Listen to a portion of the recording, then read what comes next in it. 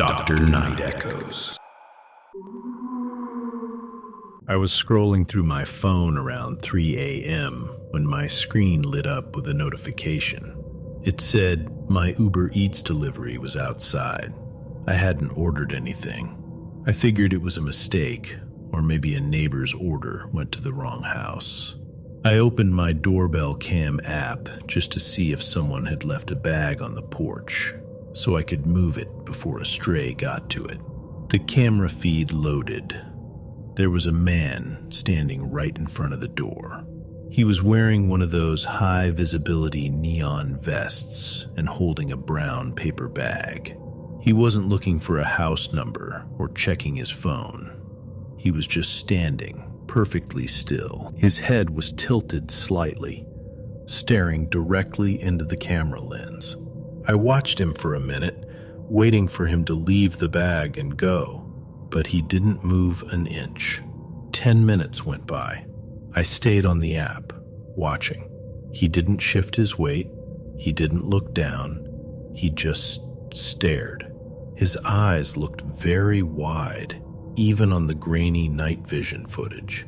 At the 20-minute mark, I realized he hadn't blinked a single time. Not once.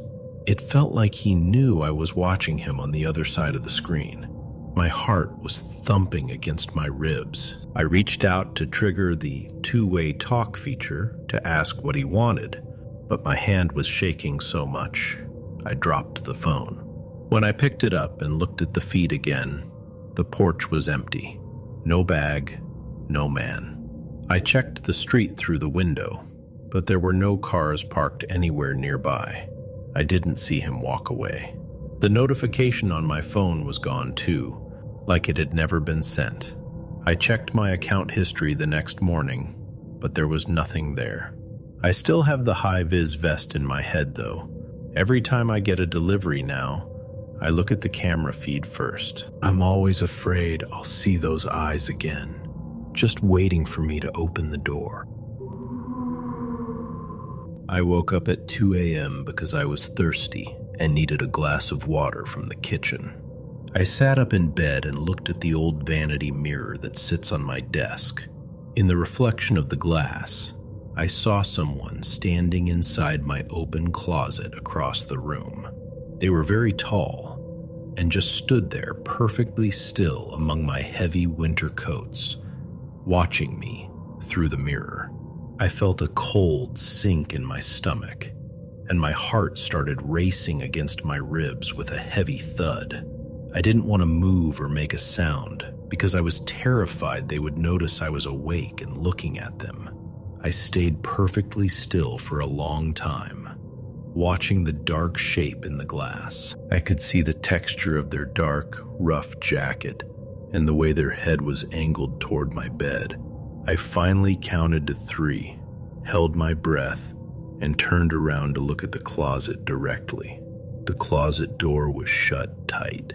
I never close that door because the hinge is broken and it is very loud and heavy to move. I got out of bed, my legs shaking like jelly, and forced the door open. Only my clothes were hanging there on their hangers. Nothing was moved, and the floor of the closet was empty. I checked the small bathroom and looked under the bed, but I was completely alone in the apartment. I went back to bed, but left the bright overhead light on for the rest of the night.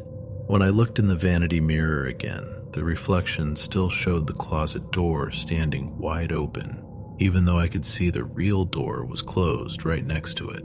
Even now, when I know I have pushed the door shut and locked the room, the mirror shows it open. I have a thick, dark towel draped over the glass now because I can't stand to look at it while I try to sleep. Sometimes the towel slips just an inch, and I catch a glimpse of that dark, empty space in the reflection. It always feels like someone is just about to step out of the glass and back into my bedroom. I can't explain why the reflection is different from the real room, but I know I am not imagining it. I am planning to throw the mirror into the dumpster tomorrow morning because I can't take the feeling of being watched from inside the wall anymore. It was raining hard. The kind of storm where you can't hear anything but the water hitting the roof. I was sitting in the living room when I started hearing this weird sound over the rain. It wasn't the pump's normal hum. It was a wet, rhythmic slurping noise, like someone was trying to drink through a straw at the bottom of a cup. I grabbed a flashlight and went down. The air felt heavy and smelled like damp earth. I walked over to the corner where the pump is located, and that's when I saw him. There was a man sitting on the floor in the dark. He was soaking wet, but he wasn't moving. He was just huddled there, staring directly at the pump as it cycled. His clothes were filthy and stuck to his skin. The worst part was his face. He was grinning, not a normal smile, but a wide, fixed expression that didn't change even when my flashlight hit his eyes. He didn't blink or shield his face. He just kept looking at the pump like it was the most interesting thing in the world. I froze. I didn't say anything. I just backed away slowly toward the stairs. My foot hit a loose piece of plywood and made a loud snap. He didn't turn his head. He just stayed there, grinning at the water. Later, the police found a small pile of wrappers and a damp sleeping bag tucked way back in the crawl space behind the furnace. They said he'd probably been down there for at least 3 weeks. He had even moved some of my old winter coats to make a sort of nest. They never found out who he was because he wouldn't talk to them. I had the crawl space sealed, but every time it rains now, I find myself standing at the top of the basement stairs, listening. The pump still makes that slurping sound when the water gets low. It sounds exactly like it did that night. At exactly 4 a.m., someone started forcing a metal key into my front door lock. I woke up instantly and walked quietly to the door so they wouldn't hear me. I looked through the peephole and saw a woman in a nice tan trench coat. She was leaning against the wall and crying very hard into her hands, her shoulders shaking. I felt bad for her and asked through the door if she needed help or if she was lost. The second I spoke, the crying stopped instantly. She didn't move or look at the door. Then she said in a very flat, monotone voice, "Let me in. I know you're alone." She didn't sound sad or upset anymore. Her voice had no emotion at all, which was much scarier than the crying I heard before. I didn't say anything else and backed away into the kitchen to grab a knife from the drawer. I stayed there, on the floor, until the sun came up and I heard the neighbors leaving for work. When I finally opened the door, there was a deep, jagged scratch in the wood near my lock. It looked like someone had tried to dig into the door with a metal key as hard as they could. I checked with the building manager the next day, but the security cameras were off for maintenance that night. Now, every time I hear the jingle of keys in the hall, I stop breathing and wait for the sound to pass. I am always afraid she is still out there, standing just out of sight and waiting for me to forget and open the door. I have installed 3 new deadbolts and a heavy security bar, but I still don't feel safe in my own home. I often sit in the dark and watch the door handle to see if it moves, even when I know it is locked tight. I don't know who she was or why she wanted to get inside, but I know she wasn't really looking for help. I keep the television on at night just to drown out the sounds of the hallway, because I never want to hear that flat voice again. We bought an old Victorian house as a fixer-upper and started hearing strange noises every single night, at exactly 2:14 a.m. It sounded like someone was dragging heavy furniture or a massive wooden chest across the attic floor right above our master bedroom. My husband said it was just the house settling or the wind in the eaves, but the sound was too steady and rhythmic to be an accident. We finally put a baby monitor up there to hear what was happening and sat in the kitchen with the receiver between us. One night, the dragging stopped suddenly, and the monitor went quiet for a few long seconds. Then we heard a raspy, dry whisper come through the speaker that said, "They're awake now." Right after that, we heard the attic hatch in the hallway click open and drop down with a heavy thud. We locked ourselves in the kitchen and didn't move until the sun came up and the birds started singing. When we finally checked the attic, the dust on the floor was very thick and had no footprints at all. There were no signs that any furniture had been moved or even touched in decades. We checked the monitor recording later that morning, but it was just white noise and static, with no voice on it at all. We haven't heard the whisper again, but the dragging starts every night at the same time, like a scheduled task. I lie in bed now and wait for the clock to hit 2:14, staring at the ceiling. Sometimes I hear the hatch click open while I am lying there in the dark. I never go out to check the hallway anymore, because I don't want to know who is coming down those wooden stairs. We are trying to sell the house now, but no one wants to stay long enough to finish a tour. Every time a buyer walks under that hatch, they stop and look up, like they can feel something cold pressing down on them from the dark space above. It is like the house is trying to tell them to leave before the sun goes down. I don't blame them for being scared because I am terrified every single night we stay here. I just want to find a new place to live where the ceilings are silent and the hatches stay locked tight. I live alone in a small house, but my food started disappearing from the kitchen about a month ago. At first, I also started losing small, random things, like my socks, my mail, and even a spare toothbrush I kept in the bathroom cabinet. I went into the basement to check the furnace, because I thought I had a mouse or squirrel problem. Instead, I found a grimy, old sleeping bag tucked into the small crawl space behind the heating unit. Next to it was a neat, organized pile of my things. My missing socks were there, along with used napkins and a photo of my parents I used to keep on the fridge. I realized then that someone had been using my shower while I was at work and hiding behind the furnace when I came home. The police think he was coming in through a small basement vent he had tampered with on the side of the house. I changed all the locks and blocked the vents with heavy metal bars and screws. But sometimes, I still get home from work and the bathroom is full of warm, thick steam.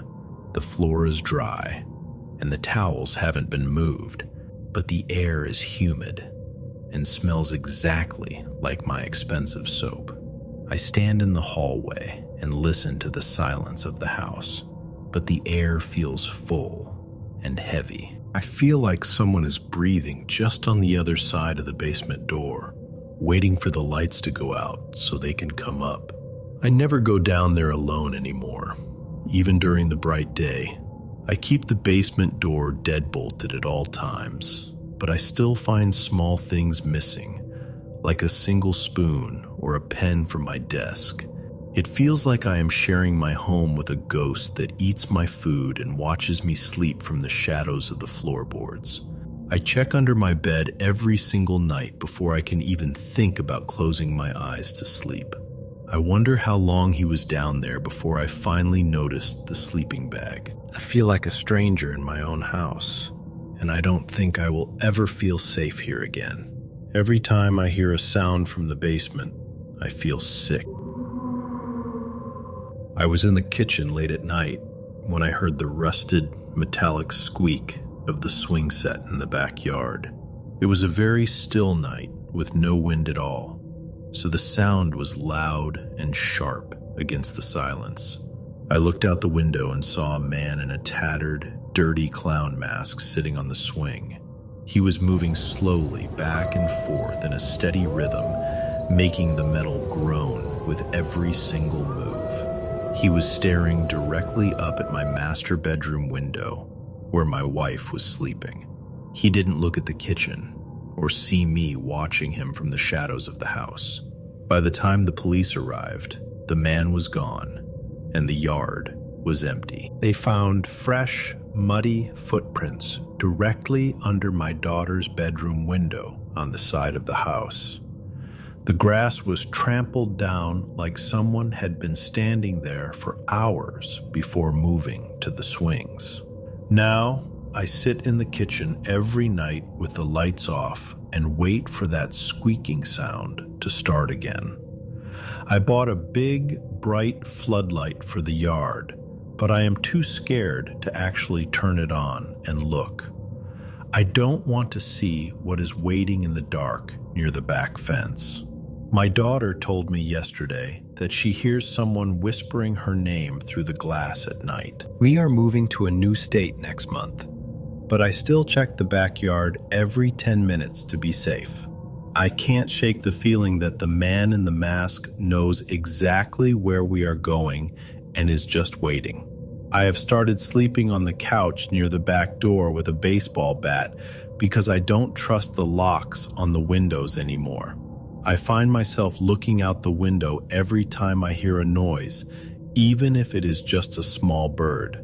I am worried that he is watching me right now, hidden behind a tree or a bush where the light doesn't reach.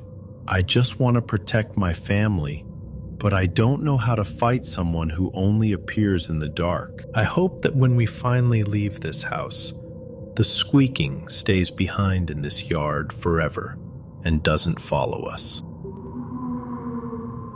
I was working late at my desk near a large window that faces the thick, dark woods behind our house. It was just after midnight, and I felt that heavy, prickly feeling you get when someone is watching you from the darkness outside. I looked at the glass and saw a man's face pressed directly against it. His nose and forehead were flattened against the pane, making his face look distorted, white, and completely wrong. He was not moving or blinking his eyes.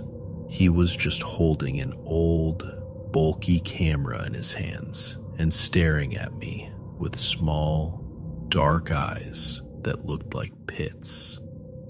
Suddenly, there was a bright, blinding flash that hit me right in the face. When I could see again, the window was empty, and he had vanished into the trees. The next morning, I went outside to check the ground and found a single photo sitting on the wooden windowsill. It was a picture of me sitting at my desk. In the photo, I am looking at my computer screen, but the man is standing inside the room directly behind my chair. He is holding the camera up to his face in the reflection of the glass, right over my shoulder.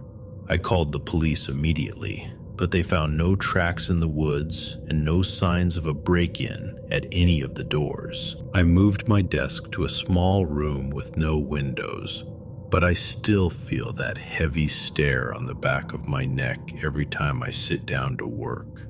Every time I hear a small click or a floorboard creak in the house, I freeze up and hold my breath. I keep all the curtains in the house closed during the day now, but I still see that bright white flash when I close my eyes to sleep. I find myself checking the locks on the doors every hour, wondering if he is still inside the house, just waiting for me to look at a mirror. I keep a heavy flashlight under my pillow now, because I am terrified of the dark. I worry that if I turn the light off, he will be standing right there in the corner of my room with that camera again, I don't know what he wants from me, but I know he is still nearby, watching.